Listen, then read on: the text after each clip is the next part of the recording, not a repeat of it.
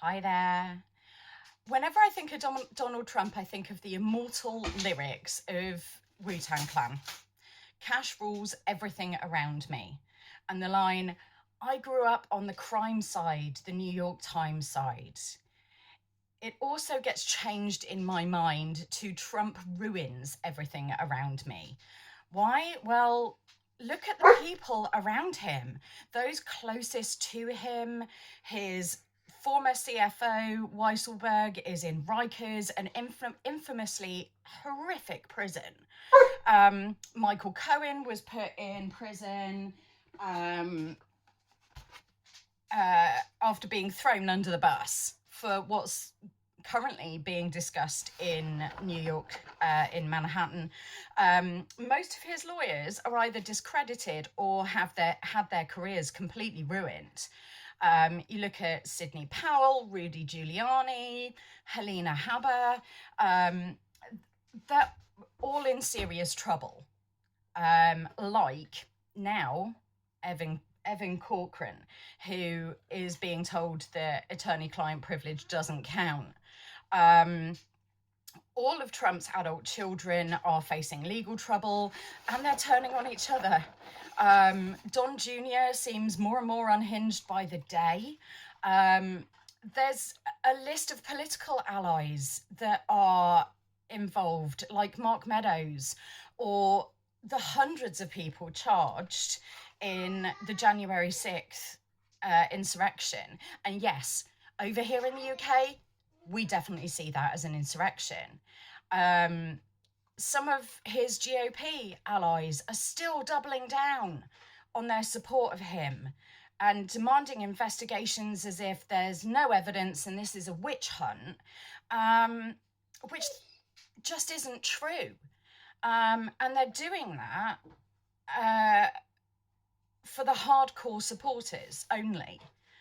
You look at Fox in huge amounts of trouble on several fronts for backing his election lies and supporting him despite what we are seeing come out about how they felt personally about the situation. And again, it is all for that hardcore Trump supporter base who make up less than 30% of Republican voters, which is approximately 10 to 15% of the whole voter base. That's Democrats, Republicans, and independents. That's a lot of doubling down for not a lot of people. From the outside looking in, it makes no sense. None. Other than getting the cameras on them, there is no long-term benefit to this, for them or for the country. And now, the only way for Trump to gain control of any of this, as is being reported as of last night, is to call for protests, which just aren't happening yet.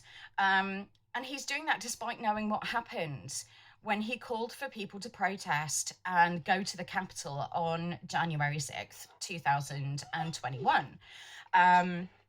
He's also now almost demanding a perp walk for the optics of the thing. Again, playing to that very tiny base of very loyal people for whatever reason.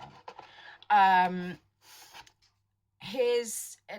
and his cronies have, on a very personal level, destroyed families with the divisive politics of the situation.